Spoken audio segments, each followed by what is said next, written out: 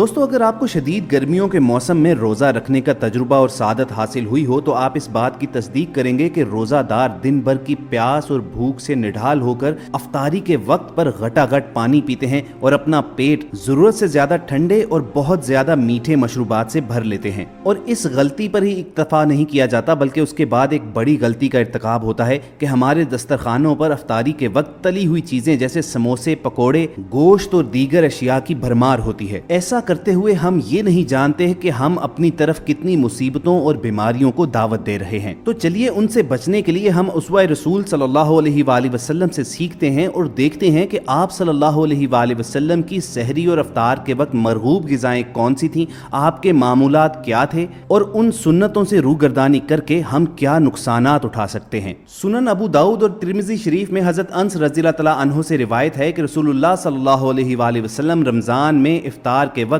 ताज़ा खजूरें खाकर रोज़ा इफ्तार करते। अगर ताज़ा खजूरें ना मिलती तो कोई सी भी खजूरें खा लेते और अगर ये भी मयसर ना होती तो आप सल्लल्लाहु अलैहि वसल्लम पानी के चंद घूंट भर लेते थे। अब नाजरीन, इस हदीस की रोशनी में देखिए कि रमज़ान की अफ्तारी पर हमारे मामूलात क्या है।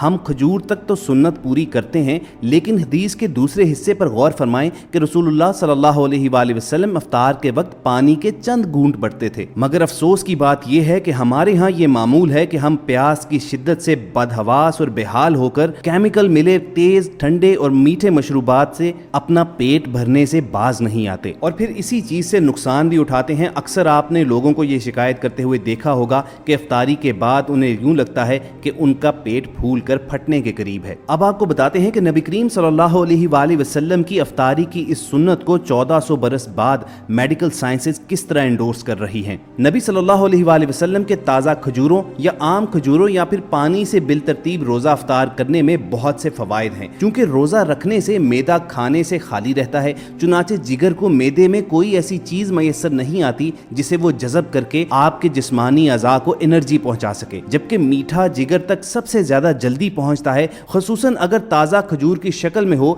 लिहाजा ताज़ा खजूर को जिगर फौरी तौर पर जज्ब करता है और ताज़ा खजूर से रोजा अफ्तार करने पर जिगर को निहायत फायदा होता है और पूरे जिस्म में तवानाई फौरी तौर पर बहाल होती है। अगर ताज़ा खजूर मयसर ना भी हो तो किसी भी खजूर से अगर आप रोज़ा अफ्तार करें तो चूंकि इसमें मीठा और भरपूर ग़िज़ाइयत होती है, चुनाचे आप निढाल नहीं होते। और सुन्नत रसूल सल्लल्लाहु अलैहि वसल्लम के मुताबिक अगर दोनों चीज़ें मयसर ना हो तो फिर पानी के चंद घूंट मैदे की हरारत को फौरी तौर पर ख़त्म कर देते हैं। उसके बाद मैदा खाना हजम करने के लिए बिल्कुल तैयार होता है और खाना सही से खाया जाता है। मगर बदकिस्मती से आज हम अपने मामूलात पर निगाह दौड़ाएं तो वो रसूल करीम सल्लल्लाहु अलैहि वसल्लम के तर्ज़े अमल से बिल्कुल ऑपोजिट महसूस होती हैं। सबसे पहले तो हम इफ्तारी के वक्त मशरूबात के इस्तेमाल में बदपरहेजी करते हैं। उसके बाद अपने मैदे को हम तली हुई चीज़ों जैसे समोसों, पकौड़ों, वेजिटेबल रोल्स और रोस्ट वगैरह से भर लेते हैं और यहीं पर इख्तिताम नहीं करते। उसके बाद बारी आती है भारी मुरगन ग़िज़ाओं की जो हमारे मैदे में पहुंचकर हमें नाकाबिले तिलाफी नुकसान पहुंचा सकती हैं। इन ग़िज़ाओं में चिकनाई की ज्यादा मिकदार इंतहाई खतरनाक साबित होती है जिससे रोजे की हालत में मैदे में तेजाबियत बढ़ जाती है। लिहाजा रमजानुल मुबारक में हमेशा तली हुई अशिया का ज्यादा इस्तेमाल करने से गुरेज करना चाहिए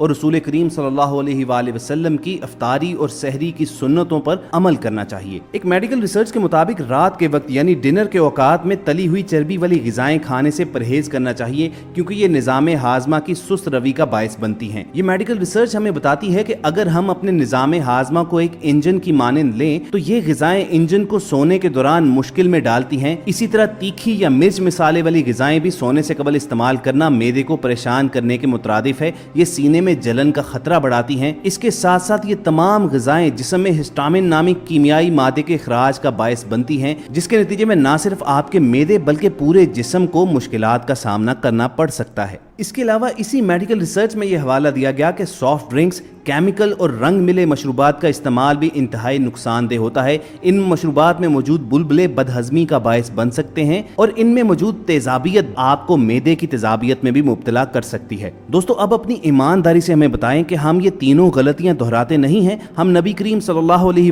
वसल्लम की सादा ग़िज़ा खाने की सुन्नत से रूगर्दानी करके अफ्तारी के वक्त हम तेज मिर्च मसाले वाली चीजें भी इस्तेमाल करते हैं। तली हुई और और चर्बी से भरपूर ग़िज़ाएं हमारे दस्तरखान की ज़ीनत बनती हैं और इसके साथ साथ रंग मिले, केमिकल मिले मशरूबात का इस्तेमाल भी हमारी ज़िंदगियों का हिस्सा बन जाता है। हम इन तमाम बीमारियों के ख़तरात से बच सकते हैं अगर हम अपने प्यारे आका हज़रत मोहम्मद सल्लल्लाहु अलैहि वसल्लम की सुन्नतों को, उनके तर्ज़ अमल को फॉलो करना शुरू करें। हमने आपको बता दिया कि रसूल पाक सल्लल्लाहु अलैहि वसल्लम खजूर से रोज़ा इफ्तार करना इंतहाई पसंद फरमाते थे। अब ये हम सबको मालूम तो है, मगर हम ये नहीं जानते कि इसके तिब्बी और साइंसी फ़वाइद कितने ज़्यादा हैं। खजूर चूँकि शुगर के ख़वास से भरपूर एक ग़िज़ा और ख़ुराक है और इसमें फ़र्स्ट और सेकंड डिग्री की तेज़ी से असर करने वाली शुगर मौजूद होती है। किसी भी रोज़ादार के लिए शुगर इंतहाई ज़रूरी होती है और खजूर में इसकी मिकदार 73% तक होती है। इसी तरह खजूर के नज़दीक तरीन सिर्फ जैतून है। जैतून भी जिस्म में गैर ज़रूरी चर्बी को पिघलाने में मदद देता है,